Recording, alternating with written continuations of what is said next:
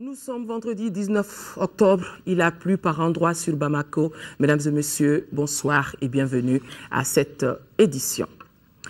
Le Mali est au centre des préoccupations. La deuxième réunion du groupe de soutien et de suivi sur la situation dans notre pays s'est ouverte aujourd'hui ici même à Bamako. Un point clé des débats, c'est le projet de concept stratégique des Nations Unies, un projet qui définit les besoins, les mesures politiques et sécuritaires pour sortir notre pays de la crise. En somme, la réunion parle d'une meilleure coordination des actions pour la reconquête du nord du pays. Déjà, l'Organisation des Nations Unies annonce l'ouverture d'un bureau de coordination à Bamako pour répondre aux besoins de notre pays. Sidiki Dambélé.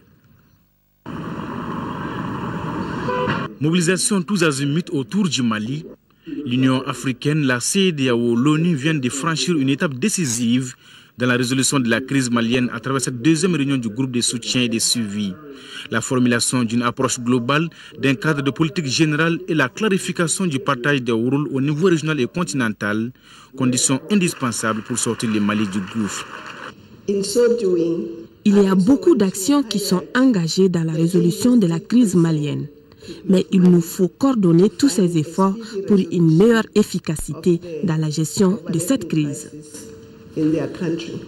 Abondant dans le même sens, le président du Conseil des ministres de la CEDEAO dira que cette rencontre constitue un tournant décisif dans le règlement de la crise malienne, car le projet de concept stratégique, objet de la résolution 2011 des Nations Unies sur le Mali en discussion, définit les contours de déploiement de la force africaine.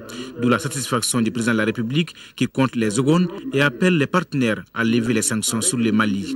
Je voudrais insister sur le caractère urgent de cette mise en œuvre, car nous sommes engagés dans une véritable course contre la montre et nous ne devons plus perdre la moindre seconde qui serait mise à profit par notre adversaire commun.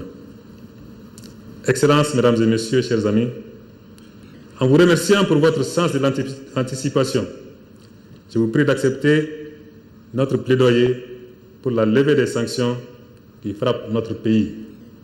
Ce faisant, vous aurez accru les chances de notre peuple à surmonter les conséquences d'une guerre tout aussi corrosive que celle que les terroristes livrent présentement à sa civilisation.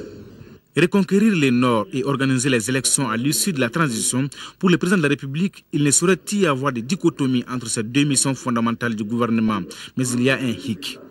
Nous travaillons donc à l'organisation d'élections crédibles et transparentes dans les meilleurs délais.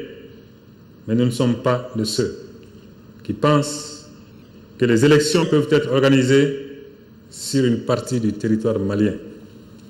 Le moindre centimètre carré de notre territoire doit participer aux élections, sinon ce serait la reconnaissance du statu quo actuel et donc la consécration de la partition de notre pays.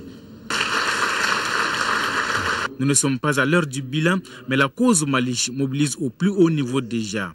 L'Union entend renforcer sa présence politique au Mali en ouvrant à Bamako un bureau chargé d'améliorer la coordination avec les autorités maliennes des activités devant les aider à atteindre leurs objectifs nationaux. Avec la mobilisation record et l'engagement des amis du Mali à cette deuxième réunion, on peut dire sans risque de se tromper que l'espoir est permis.